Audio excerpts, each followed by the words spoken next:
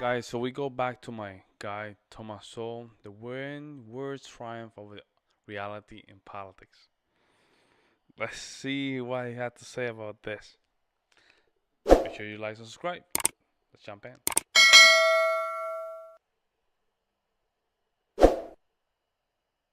China is the largest foreign holder of U.S. government bonds. But instead of buying more of those bonds, as our skyrocketing national debt leads to more bonds being issued, China has been selling some of its U.S. government bonds this year. The Chinese are no fools. They know that all this unbridled spending, even when it is called investment, means that inflation is coming.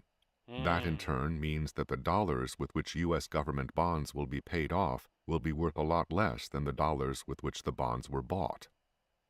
Governments around the world have played this game for centuries, robbing those who trusted them enough to buy their bonds. Like Bernard Madoff, they call it investment. Inflation also means that all the talk about how higher taxes will be confined to the rich is nonsense. Inflation is a hidden tax that takes away the value of money held by everyone at every income level. Abraham Lincoln once asked an audience how many legs a dog has if you count the tail as a leg. When they answered 5, Lincoln told them that the answer was 4. The fact that you called the tail a leg did not make it a leg. It is too bad that Lincoln is not still around today.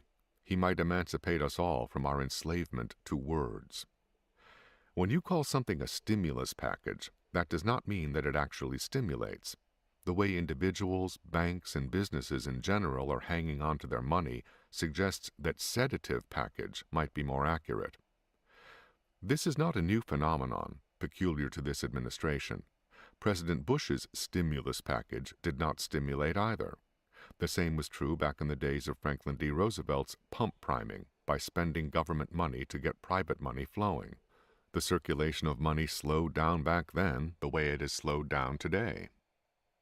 Some of our biggest political fallacies come from accepting words as evidence of realities. Rent control laws do not control rent, and gun control laws do not control guns. There's a lot of information here. I'm just trying to just let it sink in. The big cities with the tightest rent control laws in the nation are New York and San Francisco. Oh, yeah. The nation's highest rents are in New York, and the second highest are in San Francisco. Bro, I have to tell you the story. I used to take music coaching in Manhattan. One floor where this person was staying, it was the first floor. They have a piano and everything. But this person was paying $10,000 for a one-bedroom apartment, and they were close to the projects. I will never pay $10,000 for a month for a 900 square feet apartment. Nah, man. There is a very straightforward explanation for that. No way, bro. Strong rent control laws can bring residential building to a screeching halt. Once politicians have milked the political advantages of passing rent control laws, they have to avoid a backlash if all building of apartments stops. That leads to an escape hatch in the rent control law. Luxury apartments with rents above a certain level are exempted. That leads to the shifting of resources away from building affordable housing to building luxury housing. It is even more painfully obvious that gun control laws do not control guns. The District of Columbia's very strong laws against gun ownership have done nothing to stop the high murder rate in Washington. New York had very strong gun control laws decades before London did, but the murder rate in New York has been some multiple of that in London for more than 2 centuries, regardless of which city had the stronger gun control laws at a given time. Back in 1954, when there were no restrictions on owning shotguns in England, and there were far more owners of pistols then than there were decades later, there were only 12 cases of armed robbery in London. By the I cannot believe that. I cannot believe that. What? Only 12? 1990s, after stringent gun control laws were imposed, there were well over 1,000 armed robberies a year. What? There has to be a miscalculation there. No way it just jumped that high. In London. In the late 1990s, after an almost total ban on handguns in England, gun crimes went up another 10%. Wow. The reason? too obvious to be accepted by the intelligentsia, is that law-abiding people became more defenseless against criminals who ignored the law and It's kept their true. It's guns. true. The same thing applies internationally. We might keep that in mind as the Obama administration pursues the will-o'-the-wisp of banning nuclear weapons.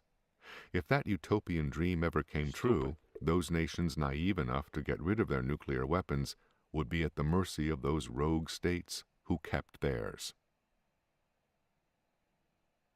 Dang, that was good. That was good. That was good. That was good. All from our That was good. That was good. That was good. Scary. Know how China move. Oh man, China, they're not stupid. We're playing games here. We're playing some weird politic games that I don't even understand, man. To be honest, it's just. But the way you see how China's moving against how we're moving, it does concerns me a little bit. But we can do the difference. If we move forward with culture, we're gonna really win this one. But we have to be awake, man. This is damn. It's a very short clip, but yeah. Sometimes with these politicians, man, you have to just grab the bull by the horn, just keep moving forward, and just go against the culture, man. You just keep moving forward, man. But some politicians, man, the one that comes into my mind is AOC, man. She is just, I don't even know how the hell she's a politician, man. I don't even know. It's just weird, man. Whatever. Let me know in the comment section below what you guys think. I'm just trying to put all this thing together. I will see you in the next one.